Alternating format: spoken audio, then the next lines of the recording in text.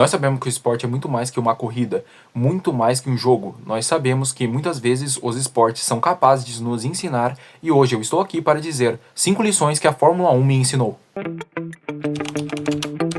1. O dinheiro manda. Em diversos esportes nós temos certos times que, pelo dinheiro que têm e pela receita que geram para a liga, acabam ganhando certos benefícios da própria confederação ou a organização que faz parte do campeonato. E na Fórmula 1, ao contrário de outros esportes, não fazem questão nenhuma de esconder que estão beneficiando certa equipe. Inclusive, a Ferrari ganhava muito mais pelos direitos de TV do que as outras equipes. Isso só mudou quando as equipes se rebelaram, se juntaram contra a Ferrari para tentar mudar isso. O máximo que eles conseguiram foi aproximar os valores, e até hoje a Ferrari continua sendo a equipe que mais recebe. E se você acha que isso acabou acontecendo única e exclusivamente porque a Ferrari virou a maior campeã, não. A Ferrari, desde o primeiro dia que pisou na Fórmula 1, já recebia mais que os outros. Porque, obviamente, a Ferrari já tinha certos poderes monetários a mais que podiam dar para a liga da Fórmula 1, ao contrário de outras equipes que surgiram dentro da Fórmula 1. Além disso, a Ferrari também é bastante beneficiada pelo poder do dinheiro, afinal de contas, eles são patrocinados pelo governo italiano. E se você pensa que, por causa disso, eles conseguem ter um controle bem grande na liga, sim, parabéns. É exatamente isso que eles têm. Não só eles, mas como também a Mercedes, que também gera muita receita e também coloca muito dinheiro na Fórmula 1 e que, pasmem, também tem muito poder na FIA. 2. A aparência importa. Eu sei que durante a nossa vida, muitas pessoas vão falar pra nós que o importante não é a aparência, é o que a pessoa é por dentro. E, bom, você vai aprender na sua vida que não é bem assim. Você parecer é bem mais importante do que você ser alguma coisa. E isso a Fórmula 1 também deixa escancarado. Quando eu digo que aparência importa, eu digo tanto em aparência do que a equipe tem que parecer ser, quanto também pela aparência dos pilotos. Obviamente, nós temos alguns pilotos que são mais defendidos. Obviamente, alguns, porque realmente eles têm, sei lá, uma pilotagem que a pessoa gosta. Mas muitos são defendidos apenas por personalidade. Eu não quero dizer que isso está errado, mas que eles trabalham a aparência deles para se enquadrar em determinado personagem. Ou seja, quando a gente vê Charles Leclerc sendo muito defendido pelas pessoas, não pela imprensa italiana, a imprensa italiana adora sentar o sarrafo nele, mas tirando a imprensa italiana, o resto do pessoal aí sempre defende o Charles Leclerc. O Oscar Piastri também é extremamente defendido. Carlos Sainz também é extremamente defendido. Se você vê, esses pilotos também, por acaso, são os que mais ganham de mais bonitinhos da Fórmula 1. Ou seja, de certa forma, nós temos uma equivalência entre as duas coisas. Mas o mais importante não é exclusivamente a aparência externa, mas também a criação de personalidade. E isso a gente pode ver no Kimi Antonelli, que conseguiu no caso, né? Criar uma personalidade de um filhinho de mamãe, um cara que é jovenzinho, que acabou de sair da escola. Ele gosta daquela aparência de menininho. George Russell quis passar a imagem de liderança. O mais nítido até o momento é o Colapinto, que quer passar uma imagem de humildão para a Fórmula 1. Então a gente vê ele fazendo diversas coisas para tentar parecer humilde. Aquela entrevista, que para quem acompanha a gente no Instagram eu já cheguei a comentar sobre isso, sobre o Colapinto ter falado que queria só marcas que o povo pudesse ter, que não sei o que. Gente, você acha mesmo que o Colapinto não tem uma Ferrari na casa dele? Claro que tem, velho. Ele é rico. Você acha que ele ia preferir ter um Renault? Claro que não. De jeito nenhum, ele ia querer um Renault na casa dele. Então, essa questão é tudo para tentar ser humildão, criar um personagem. Ou você acha que o Alonso é realmente aquele monstro que ele parece ser? Às vezes ele é assim. Não só os pilotos também acabam se modificando para criar uma aparência. As equipes também fazem isso. As principais delas são a Mercedes, que obviamente faz isso com os seus pilotos, faz mais com os pilotos se evidenciem para levar a marca da Mercedes do que a própria Mercedes se sobressair sobre os pilotos. Quem faz o contrário é a Ferrari, que ao contrário de ela tentar usar seus pilotos para levar a marca, eles fazem o contrário. Aquelas pessoas têm que ver a marca acima de tudo. Então a Ferrari ela vai criar, né, o Essere Ferrari, que eu já falei 1 milhão de vezes aqui no canal, no Instagram, em lives, já falei várias vezes sobre isso. Que a série Ferrari é basicamente o estilo de vida da Ferrari, que basicamente é a máquina de propaganda da Ferrari pro mundo inteiro. E basicamente, né, toda vez que alguém vai citar alguma coisa muito boa, vai citar uma Ferrari. Por quê? Propaganda. Criação de imagem. É isso. Então, a aparência do seu carro, ela é importante. Vejam só a Racing Bulls. A Racing Bulls criou um carro bonito pro pessoal. E o que aconteceu? Um monte de gente começou a gostar de uma equipe B que ninguém dava a menor importância quando era a AlphaTauri. Então, aparência, em questão de criação de personalidade, em questão de você criar um perfil ali para a sua equipe, tudo isso é importante. E a Fórmula 1 também evidencia isso para nós. Por quê? Isso não é só na Fórmula 1. Na vida real, nós também temos isso. Ou você acha que se você chegar lá com um cabelo grande, numa entrevista de emprego, o pessoal vai falar bem de você quando você sair? Não vai rolar. Você acha que se você chegar com aquele shortão de escrito surf do lado, uma camisa regata e um chinelinho em algum lugar, você acha que as pessoas vão te tratar melhor ou pior? Se você ainda não sabe a resposta, você vai descobrir. Eu te garanto. 3. A vida não é justa. Oh, a Fórmula 1 só me ensinou coisa ruim, né? O que você acha? Você acha que 20 multimilionários correndo em círculos ia ensinar alguma coisa boa? Ah, quem sabe, né? A vida não é justa. Por que a Fórmula 1 ensina que a vida não é justa? Bom, não necessariamente porque você foi o melhor da temporada, não porque você ganhou a corrida, significa que você será o campeão da temporada. Isso nós já vimos acontecer algumas vezes. Felipe Massa foi roubado em 2008 e até hoje a Fórmula 1 se recusa a reconhecer que o título era dele. Alan Prost tacou o carro em cima do Senna e ganhou o título assim. E tava tudo certo. E isso claramente é um roubo. Qualquer competição vai ali que isso é um roubo. Mas na Fórmula 1 eles deixam rolar. E é exatamente assim como é a vida real. A vida real é assim. Ninguém vai intervir para te ajudar numa injustiça. Isso não vai acontecer. Desculpe te informar, mas não é o que vai acontecer. O que vai acontecer é que você vai ter que carregar com prejuízos e as consequências de ter sido injustiçado. É isso que vai acontecer. E a Fórmula 1 deixa isso bem claro. Porque ali, o mais importante, de jeito nenhum, são as pessoas que estão ali. Até porque tiveram que brigar muito para conseguir colocar coisas básicas de segurança como uma ambulância dentro do autódromo.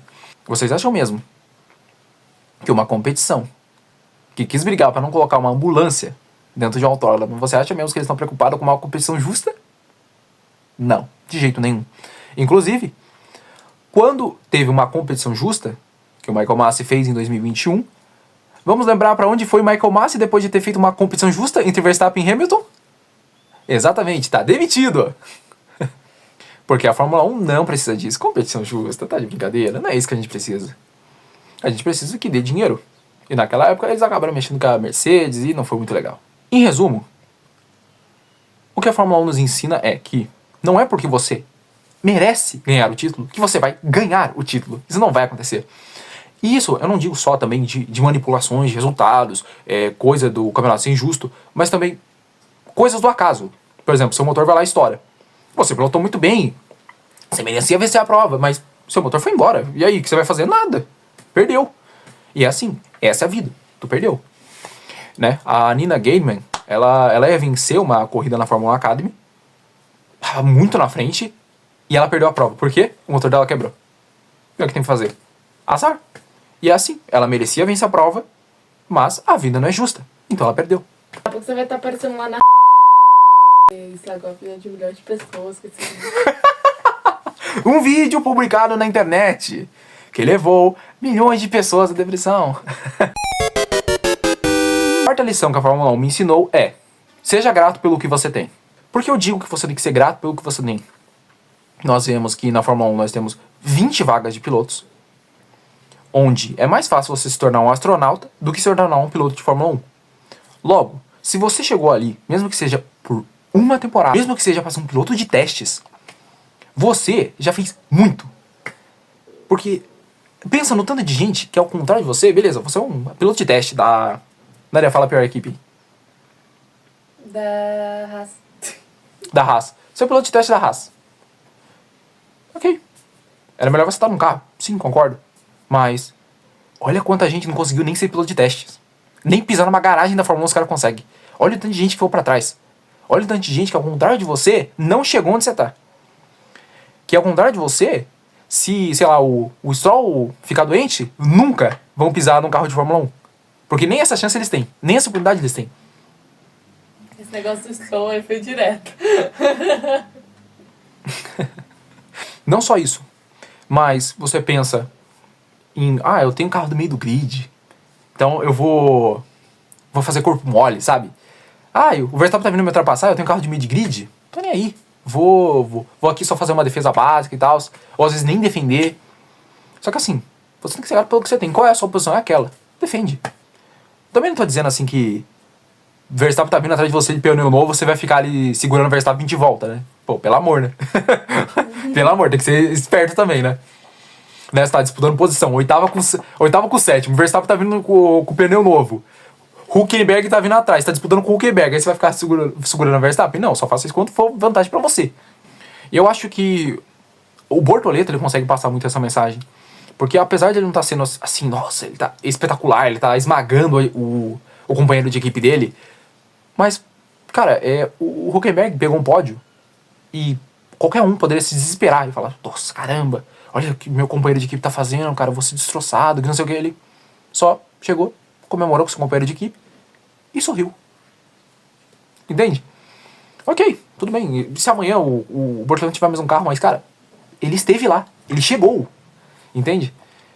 Então, eu acho que é importante a gente olhar pra tudo que a gente passou e ser grato pelo momento que a gente tá. Talvez não seja o melhor de todos, mas quem sabe. Outro que nós podemos usar de exemplo para mostrar do como você tem que ser grato pela posição que você está, que pode não ser a melhor do mundo, é o Isack Hadjar. O Isack Hadjar, para quem não sabe, ele na infância, ele ainda é amigo da Darian Pin, que é uma piloto da Fórmula 1 Academy, e ela começou junto com ele no kart. Eles foram subindo juntos, mas em determinado momento, por ela ser mulher, ela acabou tendo que tomar outro caminho. Então, portas por onde o Isack Hadjar podia passar, a Dorian Pin não podia passar por ser mulher.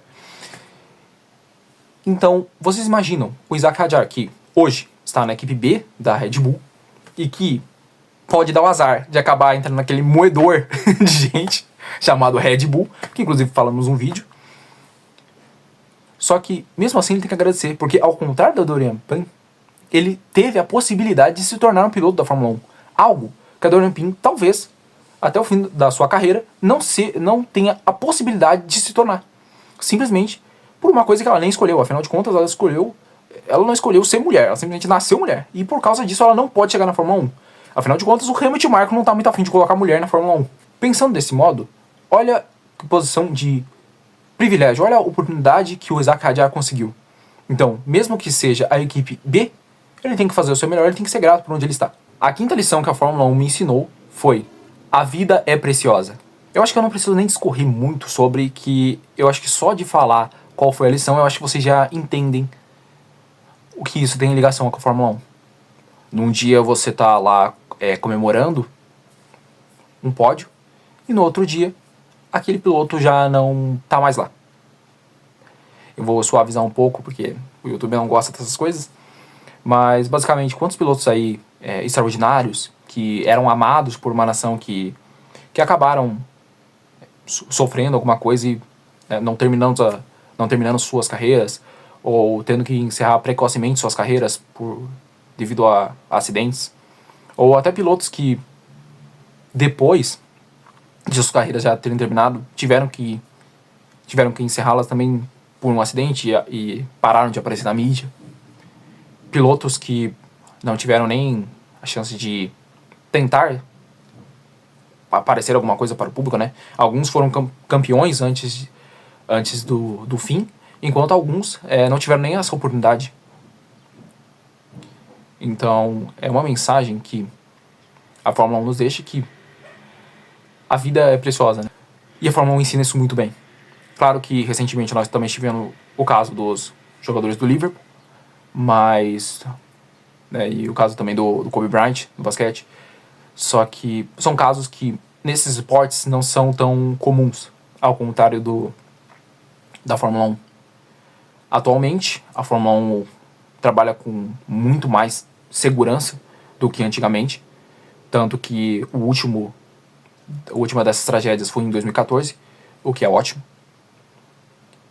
Mas sempre que acontece uma batida ou um carro começa a pegar fogo, todos que assistem Fórmula 1 a gente sabe que a possibilidade daquela pessoa que está dentro do cockpit, do fim dela chegar naquele momento, nós sabemos que é muito grande.